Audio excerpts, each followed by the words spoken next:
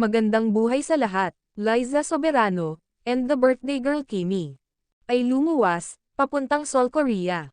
Spotted, nakasama ni Liza Soberano, ang kanyang kapatid sa ina, na si Casey. Ayon sa ating nalaman, na impormasyon, trabaho daw muli, ang pinunta ni Liza Soberano, sa Seoul, Korea.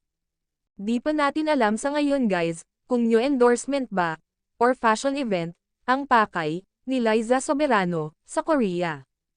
Alam naman natin, si Liza Soberano, bawat punta niya yan, sa iba't ibang bansa, ay sigurado, trabaho, ang ginagawa.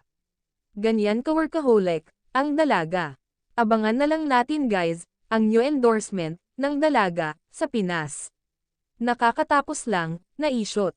At yung reason, bakit nasa Korea ngayon, ang dalaga. Ano sa palagay nyo guys? Just comment, kung ano ang inyong opinion.